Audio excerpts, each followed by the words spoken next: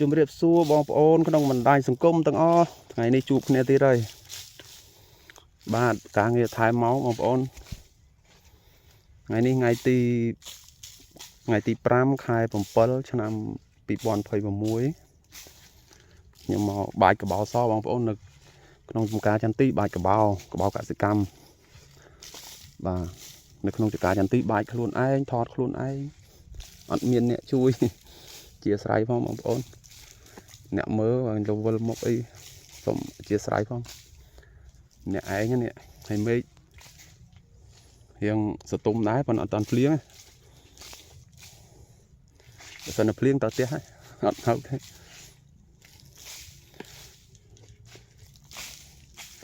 នេះបងប្អូនយើងដើម្បីឲ្យចន្ទទីយើងបានផល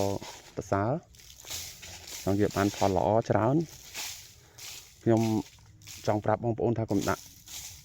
ជីគីមីច្រើនពេកបងប្អូនជីគីមីច្រើនល្អតែមួយផ្លែទេបងប្អូនល្អតែមួយឆាវទេធ្វើឲ្យខូចដីអញ្ចឹងខ្ញុំចង់ឲ្យបងប្អូនប្រើកបោកសិកម្មជាមួយនឹងជីធម្មជាតិជីគីមីក៏យើងដាក់ដែរបងប្អូនមិនមែនថាអត់ទេគ្រាន់ថាយើងដាក់នៅកម្រិតមួយតែកុំឲ្យច្រើនពេកយើងលាយជាមួយជីធម្មជាតិនេះបងប្អូនយើងបាយកបោអញ្ចឹងដើម្បីសម្លាប់មេរោគឲ្យដីធូរហើយវាជួយកាច់កាកសំណល់ហ្នឹងឲ្យ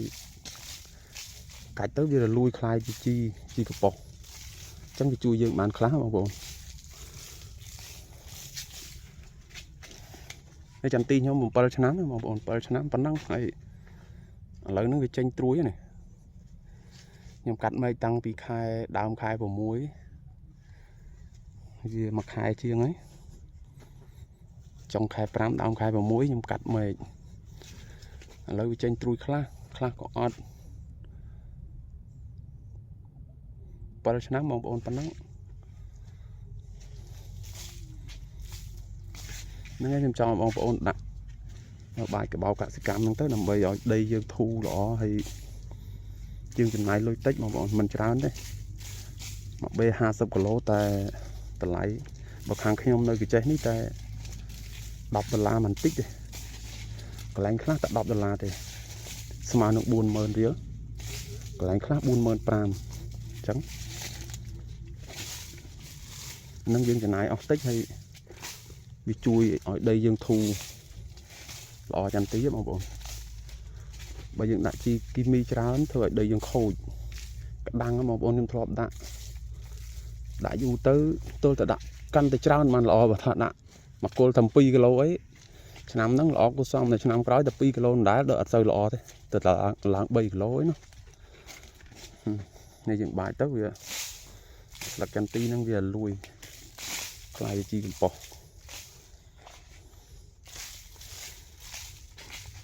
ជាស្រ័យបងប្អូនអើយថតខ្លួនឯងហើយបាចខ្លួនឯងអញ្ចឹងតែម្នាក់ឯងវាពិបាកបងប្អូនមើលទៅវិលភ្នែកតាមមកពិបាកមើលបន្តិចហើយតែមិនទេប៉ុន្តែខ្ញុំចង់ឲ្យបងប្អូនជួយចែកម្លែកនៅ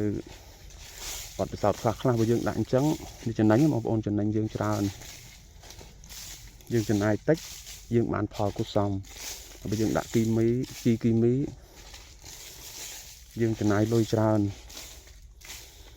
ហើយតែ2-3ឆ្នាំខូចដីយើងហើយបងប្អូនដីយើងឡើងរឹងក្តាំងអស់ហើយ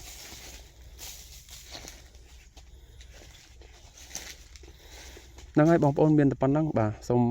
អធិស្ឋានផងដោយសាររឿងពិបាកបន្តិចម្នាក់ឯងអរគុណ